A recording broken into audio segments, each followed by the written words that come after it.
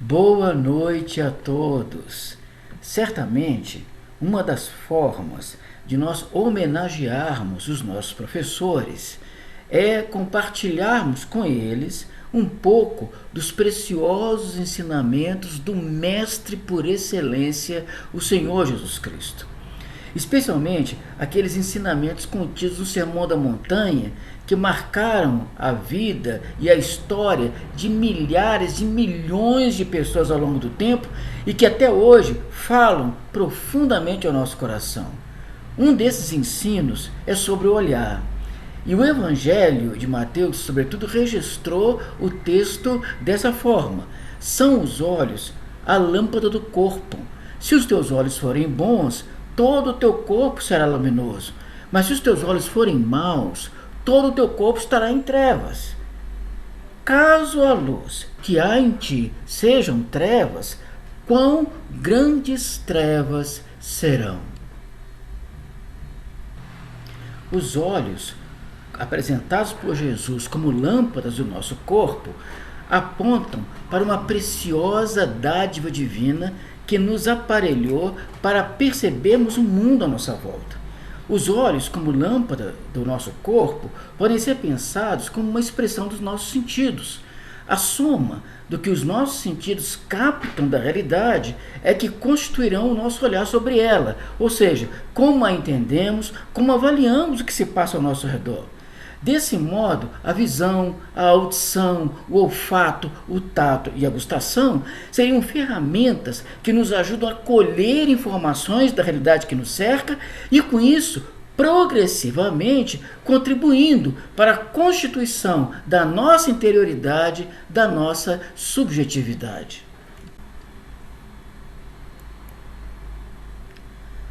Para que esse processo efetivamente aconteça, algumas forças precisam ser necessariamente mobilizadas.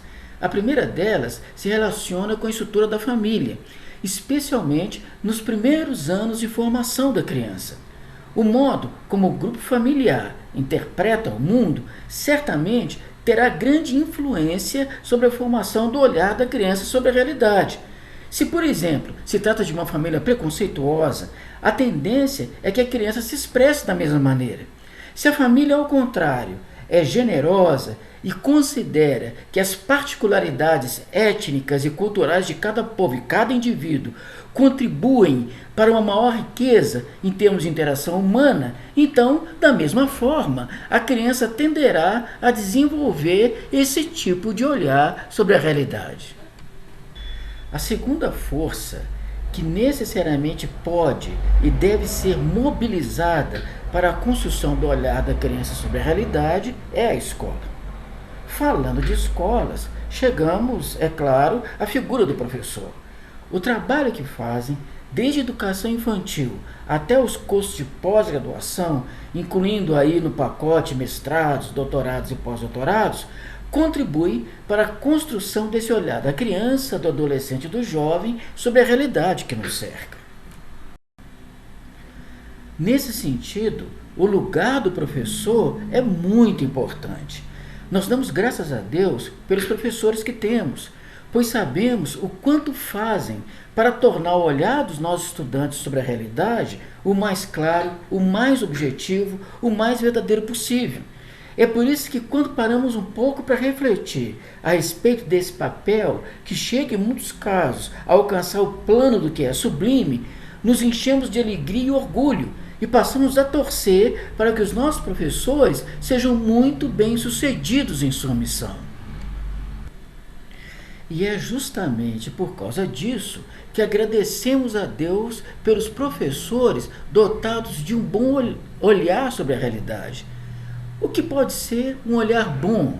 É o olhar que vê o que precisa ser visto, que não se engana com as aparências, que clarifica ou lança luz sobre a realidade, que é capaz de apontar para os estudantes as possibilidades que a vida encerra, que permite a apreciação do belo, que estimula a sensibilidade. Nós agradecemos a Deus pelos professores dotados de um olhar puro sobre a realidade, que seja fruto de uma consciência que não se deixou corromper pelos preconceitos, pelo ódio contra quem é diferente, pelo individualismo, pelo consumismo ou pelo excesso de centramento em si mesmo. A respeito disso, muito bem se expressou Paulo na sua carta a um futuro mestre cujo nome era Tito. Todas as coisas são puras para os puros. Todavia, para os impuros e descrentes, nada é puro, porque tanto a mente como a consciência deles estão corrompidas. Finalmente, agradecemos a Deus pelos professores que se abrem permanentemente ao amor divino e, com isso, se tornam capazes de transcenderem a si mesmos, descobrindo a riqueza que é o encontro com o outro. Com esses outros tão diversos, que trazem na alma e no coração um mundo inteiro de possibilidades a serem decodificadas e assim se transformarem em pautas de ação que criem a possibilidade de um mundo melhor, de um país melhor, de uma sociedade mais justa, mais solidária, mais generosa. Agradecemos a Deus pelos professores do Batista. Não se esqueçam, são os olhos a lâmpada do corpo.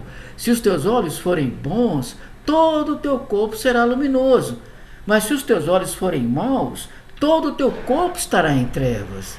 Caso a luz que há em ti sejam trevas, quão grandes trevas serão. Muito obrigado, que Deus a todos abençoe, no nome de Jesus.